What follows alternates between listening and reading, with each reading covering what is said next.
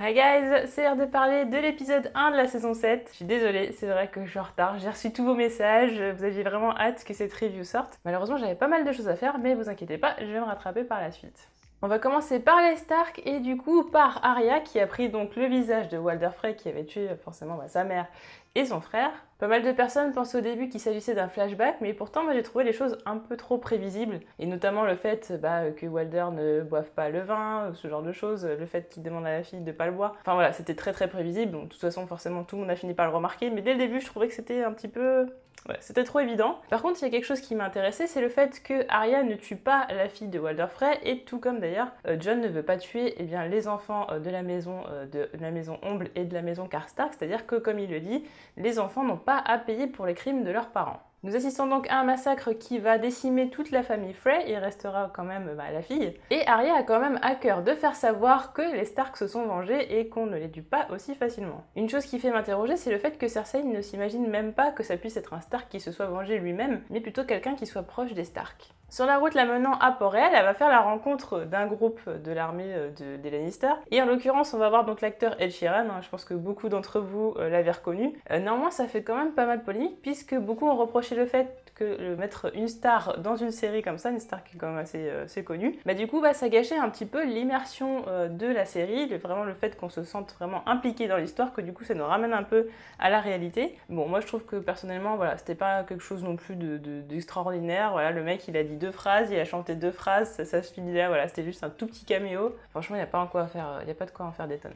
D'ailleurs, je tiens à parler justement du changement de direction artistique par rapport à la série. C'est vraiment, tout a changé, je trouve qu'au niveau réalisation, on va beaucoup plus dans la lenteur et tout, et enfin moi je trouve ça vraiment mieux parce que vraiment on a une bonne immersion, c'est-à-dire qu'on prend le temps, c'est-à-dire que par exemple la scène où on voit Brienne monter pour aller parler à Sansa pendant que Littlefinger est en train de partir, on voit en fait les gens s'en aller, arriver, on voit les gens marcher, on voit les gens souffler entre deux dialogues ou ce genre de choses. Et je trouve que du coup ça respire un peu plus, il y a un peu moins de cuts, même si Game of Thrones c'est pas non plus une série qu'avec des cuts, c'est pas embêtant. Mais là du coup ça respire plus et on se sent vraiment dans l'ambiance, on se sent vraiment à l'intérieur. Je pensais que ça allait me gêner par rapport à la lenteur, mais en fait non, c'est pas lent. C'est pas lent et ça respecte toujours le fait de voir un maximum possible tous les autres personnages. Et du coup, moi j'avais un petit peu peur par rapport au fait qu'il y ait moins d'épisodes cette saison, mais au final, si tous les épisodes sont faits comme ça, parce qu'ils sont quand même très longs, quand même 60 minutes, c'est quand même assez long, je crois qu'il y en aura même un d'1 h 30, donc je pense que c'est plutôt bien fait. Pour en revenir à l'interaction entre Arya et l'armée des Lannister, ce qui est intéressant, c'est que, un petit peu comme on les voit dans les reportages de guerre, au final,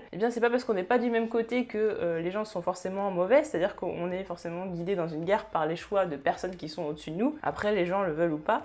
Mais voilà, ce sont des personnes qui restent quand même normales, ils ont une famille, ils ont des anecdotes de la vie normale à raconter. Et c'est vrai qu'Arya, du coup, va découvrir que oui, ce sont quand même des gens normaux, qui sont pas si méchants que ça. C'est juste que tout les oppose, mais au final, ils sont assez semblables. On peut aussi se demander si Arya va vraiment directement aller à Port-Réal ou est-ce qu'elle va passer justement par Winterfell, puisqu'elle vient de Braavos, elle arrive au Conflans. Au Conflans, et bien c'est où? C'est vraiment au milieu de Westeros, c'est-à-dire entre le nord et Port-Réal. Du coup, on peut se dire qu'elle va peut-être refaire un petit crochet par le nord pour redescendre. Bon, là, elle l'a pas encore dit, mais c'est vrai que dans le trailer de l'épisode 2, on voit justement Arya qui va rencontrer de nouveau Nymeria après tant de saisons comme ça d'absence. Et puis la neige, donc, ça ne trompe pas. Se pose donc la question, donc je vous parlais dans l'analyse du trailer de la saison 7, est-ce que Arya va de nouveau faire la rencontre du limier? Là, je pense que c'est quand même probable. Le pauvre Bran, lui, il a pas beaucoup de temps d'antenne, vu que nous, on va juste les voir arriver à Castle Black. Donc voilà, tout simplement, il n'y a rien d'autre à dire. Bran va forcément raconter ce qu'il a vu et en plus ce qu'il sait, ce qui est quand même pas rien. Ce qui, avec les informations que Sam a trouvées dans la bibliothèque, va pouvoir vraiment servir à Jon. Après, est-ce que les retrouvailles entre les deux frères vont se faire très rapidement? Alors ça, j'y crois pas pour tout de suite. Nous assistons à une rivalité frère et sœur entre Jon et Sansa, donc là on se dit, bon, surtout qu'on nous avait teasé qu'il allait quand même avoir beaucoup de tension entre les deux personnages, que Sansa allait vouloir avoir un petit peu de pouvoir. Là en l'occurrence, elle va totalement le contredire devant tout le monde, alors que pourtant, moi je trouve que ses arguments sont quand même totalement débiles, c'est-à-dire, voilà, c'est un personnage qui au final, elle avait l'air toute gentillette comme ça, un petit peu tête en l'air, etc. Et en fait c'est un personnage qui est quand même très rude, c'est-à-dire que là quand même, elle veut quand même punir la famille de ceux des maisons qui se sont retournées contre eux, donc c'est-à-dire les Ombles et les Karstark. Karstark. Alors que Jon, lui, son intérêt premier, c'est quand même d'avoir le plus d'alliés possible, et justement, les enfants de ces maisons vont donc faire allégeance à Jon. Est-ce que ce sera suffisant? Je ne sais pas, en tout cas, dans des temps comme ça, je pense que la seule chose qui est importante quand même, c'est de tuer les marcheurs blancs. Là où je suis un peu étonnée, c'est que je me disais que la dispute entre Sansa et Jon, ça allait vraiment servir les intérêts d'Littlefinger. Au final, pour l'instant, Sansa, elle est toujours en train de le repousser, mais quand même, elle avoue à demi-mot qu'elle a quand même plus d'ambition que ce qu'elle fait penser. Notamment le fait qu'elle soit pas heureuse et qu'il y a quelque chose qui lui manque. Pour l'instant, on ne sait pas quoi, peut-être un petit peu de considération de son frère, ce serait quand même un minimum. Jon, de son côté, n'est pas trop enclin à attiser justement la peut-être future haine ou la jalousie de sa sœur, par le fait qu'il laisse à aucun moment penser qu'il peut l'écouter ou que ses idées peuvent être bonnes. Ce qui fait que la tension peut encore monter, surtout que Sansa, elle, lui fait des compliments, et Jon, rien du tout. Ce qui est intéressant, c'est le parallèle entre Cersei et Sansa, c'est-à-dire qu'il y a plusieurs phrases qui sont assez similaires, notamment le fait que Sansa parle de Robb et de son père en disant que oui, ils ont fait quand même des bêtises et du coup c'est pour ça qu'ils sont morts, que même si elle les aime, eux ils sont encore en vie. Et Cersei qui dit à Jaime que ses enfants elle les aimait, mais qu'ils sont morts et que elle et lui ils sont encore en vie. On peut donc se demander jusqu'à quel point Sansa a pris en compte les conseils que lui a donné Cersei, enfin pas forcément les conseils, mais tout ce qu'elle a appris d'elle. Nous savons que dans l'épisode 2, Jon et Davos vont se déplacer, peut-être vont-ils aller à Dragonstone, peut-être vont-ils retourner à Castle Black. En tout cas, une chose est sûre, Tormund va aller à Eastwatch by the Sea. Donc pour la petite histoire, en fait, il y avait à la base 19 châteaux tout au long du mur, en fait. Là maintenant, il n'en reste plus que 3, c'est-à-dire qu'avec le temps, les châteaux ont été détruits. Et Eastwatch by the Sea, c'est le château qui se trouve à l'est du mur et qui est au bord de la mer. Et c'est en plus le château qui permettait justement, qui était un petit peu le port de ravitaillement de la garde de nuit et qui leur permettait de récupérer des provisions. Si vous avez été comme moi très attentif au trailer de la saison 7, il y a bien une scène que vous n'avez pas vue dans cet épisode et qui a été coupée au montage. C'est une scène de discussion entre Brienne et Tormund, et en fait, qu'est-ce qui se passe dans cette scène? Tormund est en train de raconter donc son histoire avec Sheila l'ours, une histoire qu'il racontait à Ygritte dans la saison 4, où il aurait passé une nuit avec un ours, vous imaginez bien le délire. Brienne, elle, sera encore de nouveau totalement effarée par les propos de Tormund, ce qui donnerait quand même une scène assez rigolote. Je suis assez déçue quand même que ça ait été coupé, mais par contre, l'acteur a quand même pris soin de faire des petites parodies sur son compte Instagram. Passons maintenant aux Lannister et à la relation entre Cersei et Jaime. Alors là, on s'attendait forcément à ce qu'il y ait un peu d'eau dans le gaz. Là, pour le coup, c'est le cas, parce que Jaime, lui, il en veut quand même à Cersei par rapport à Tommen, et surtout du fait en plus qu'elle n'en parle pas du tout. Donc à la limite, que ça ne soit pas de sa faute qu'il soit mort, même si nous on sait que c'est quand même le cas, à la limite qu'il lui pardonne ça, c'est une chose, mais par contre, le fait qu'elle en parle pas, comme si c'était du passé, comme si ça n'avait jamais existé, ça, il a quand même du mal à l'avaler. Cersei, pour peut-être éviter de tomber dans la dépression et donc d'être faible, elle va dire que Tommen était un traître. Forcément, ça va choquer Jaime, mais en plus de ça, non seulement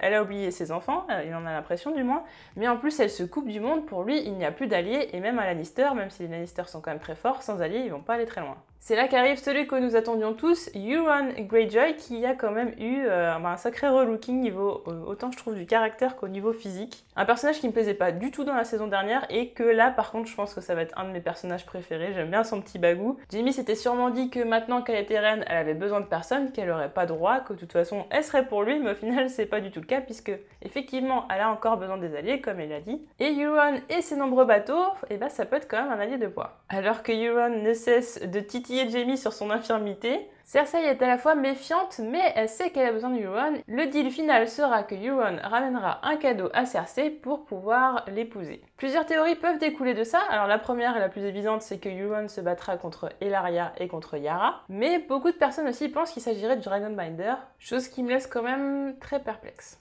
Nous suivons donc les aventures de Sam, ou plutôt ses mésaventures à la citadelle. Et là encore quelque chose vraiment qui change totalement dans la réalisation et tout, vraiment dans le style de Game of Thrones, c'est vraiment ces cuts avec ces bruitages, etc. de Sam qui est en train de nettoyer le pot de chambre, qui est en train de faire à manger, ce qui ressemble à ce qui était dans le pot de chambre d'ailleurs. Vraiment avec ces cuts, avec ces bruitages et tout, ces gros plans. Et ça, c'est quelque chose que je me souviens pas d'avoir vu dans Game of Thrones, qui donne un nouveau style. Et en plus, la scène, vu qu'elle dure assez longtemps, du coup, ça donne beaucoup d'humour. Et vraiment, voilà, au début, on se dit, mais qu'est-ce que c'est que ce délire? C'est pas Game of Thrones, c'est d'où ça sort? Mais au final, ça donne quelque chose d'assez hilarant avec un personnage qui est en plus très léger. Sam va vouloir accéder à la bibliothèque privée, celle qui n'est accessible que par les maîtres. D'ailleurs, le gars, on se dit, au final, il a tué un marcheur blanc, il arrive pour essayer de régler toute la situation, parce que c'est quand même, il y a quand même un gros risque d'apocalypse, hein, on va pas se mentir, mais en fait il y a personne qui le croit à part une seule personne. Comme si en fait t'avais tué un marcheur blanc mais t'avais le droit que de nettoyer les pots de chambre. Voyant que les choses n'avancent pas, il va finalement s'emparer de quelques livres et va apprendre quand même des révélations qui seront très importantes pour la suite. Puisque effectivement, ce qui permettra de détruire les marcheurs blancs se trouve à Dragonstone. Donc, on va voir quand même une réunion assez importante puisqu'à Dragonstone se trouve Daenerys. On sait d'après le trailer que Mélisandre y sera. On sait aussi que Jon Snow y sera, donc forcément on sait que Sam devra peut-être aussi y aller. Du coup se pose la question, est-ce que Sam envoie directement un corbeau à Jon Snow et ce qui ferait que déjà dans l'épisode 2, celui-ci partirait déjà pour Dragonstone? Tout est possible. Nous retrouvons un personnage que nous n'allons pas voir entièrement puisqu'il s'agit de Jorah Mormont, qui lui est en train de se faire soigner de la Grayscale. En même temps je me dis mais quel meilleur endroit que la citadelle, là où il y a un puits de connaissances pour se faire soigner au final.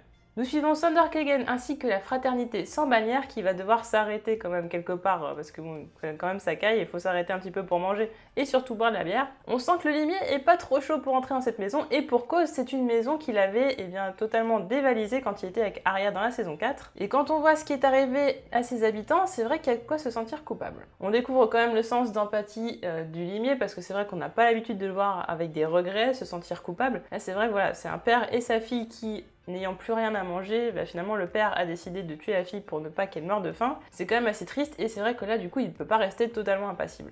D'ailleurs, ce qui est intéressant, c'est qu'il se sent tellement coupable qu'il va aller leur creuser des tombes, il va même quasiment faire une espèce d'enterrement, même au point d'ailleurs qu'il va prier pour eux, alors que lui d'ailleurs on voit, il connaît pas du tout les prières, c'est pas du tout un croyant, mais il va quand même faire un effort pour eux. Alors que le limier est en train d'interroger Beric sur le fait qu'il soit toujours en train de ressusciter, il se dit mais pourquoi toi en fait, il n'y a pas de raison, ça peut être n'importe quel autre pélo, pourquoi on te ressuscite toi à chaque fois, pourquoi le Seigneur de la Lumière te choisirait toi? Beric dit qu'il ne le sait pas. Cependant, dans le trailer de la saison 7, on voit Beric avec une lame enflammée qui serait la lame enflammée qui est destinée à Azor Ahai. Thoros va donc inciter Sandor Clegane à s'approcher du feu. Bon, faut dire que lui, il est pas trop chaud encore une fois, parce que bon, les flammes et lui, ça fait deux. Et là encore, énorme révélation, alors que lui n'est pas croyant, il va avoir des choses quand même stupéfiantes. Il dit qu'il voit des milliers de marcheurs blancs avancer, un mur qui rencontre la mer, un château et une montagne pointue comme une tête de flèche. Et vous vous rappelez que tout à l'heure, je vous ai parlé d'Eastwatch by the Sea, qui se trouve donc à l'est du mur, qui en plus se trouve au bord de la mer. Donc, est-ce que, le limier aurait vu finalement les marcheurs blancs arriver à Eastwatch by the Sea? C'est fortement probable. Vous allez me dire, si les marcheurs blancs arrivent à Eastwatch by the Sea, pourquoi Jon et Beric sont obligés d'aller au-delà du mur pour combattre? Ça peut être soit par anticipation, justement pour éviter qu'ils arrivent à Eastwatch by the Sea, ou alors tout simplement il y a plusieurs groupes de marcheurs blancs qui vont dans différentes directions et du coup va falloir un petit peu gérer tout ça. Et si la fraternité sans bannière était un élément majeur de cette guerre contre les marcheurs blancs, ça a l'air quand même d'aller dans ce sens. Daenerys arrive finalement sur la terre de ses ancêtres, faut dire qu'il y a eu quand même pas mal de péripéties, le château a été repris, etc.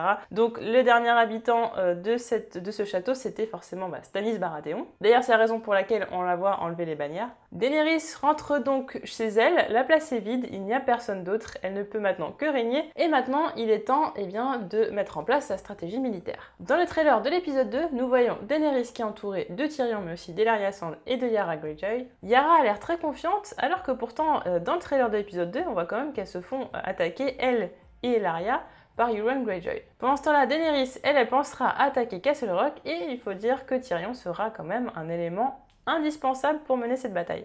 On peut supposer que les trois dragons de Daenerys ne seront pas ensemble pendant toute la bataille, puisque je pense qu'il y en aura un au moins qui sera avec Ellaria et Yara, parce qu'on voyait qu'il y avait quand même beaucoup de flammes et beaucoup de jets de flammes, et en plus il y a la théorie du Dragonbinder qui du coup irait vachement dans ce sens. Et en plus, on avait vu dans le trailer de la saison 7 que Drogon serait au-dessus des Dothraki. Donc les Dothraki et les Immaculés seraient plutôt sur le sol, et Yara et Ellaria seraient plutôt forcément sur la mer, et on attend encore des nouvelles des Tyrell. Donc c'était la review sur le premier épisode de la saison 7, une saison 7 qui promet, j'aime beaucoup les changements qui ont été faits, et par contre j'ai hâte de voir un petit peu plus du côté Daenerys, parce que c'est vrai que c'est un peu celle qu'on a vu le moins. Bran aussi, à quoi il va servir, il y a beaucoup d'interrogations, mais c'est vrai que pour l'instant on voit un petit peu les choses se dessiner. Peut-être que le trailer de la saison 7 en avait un peu trop dit, je pense, c'est là où il y a peut-être une petite erreur de ce côté-là, ou peut-être qu'ils ont totalement géré qu'en fait on va pas forcément, c'est pas forcément la façon dont on pense que ça va se passer. En tout cas voilà, très bon épisode, moi j'adore les épisodes d'1 heure, c'est bien rythmé, c'est bien fait, c'est vraiment tout est de qualité. Je suis heureuse de retrouver cette série, je pense que vous aussi. N'hésitez pas à me dire en commentaire ce que vous avez pensé de cette review, ce que je devrais améliorer, ce que vous voulez voir en plus. Peut-être même vous avez envie que je parle peut-être de théorie, je ne sais pas. En tout cas, n'hésitez pas à me le dire en commentaire et on se retrouve très vite pour d'autres vidéos. Et on se retrouve le samedi 22, je pense, vers 21h, je confirmerai l'heure, pardon, pour l'émission live avec toute l'équipe All Infected pour parler du trailer de la saison 8 de The Walking Dead. Donc, il y a un gros morceau qui arrive. Je vous fais des bisous et à bientôt. Salut!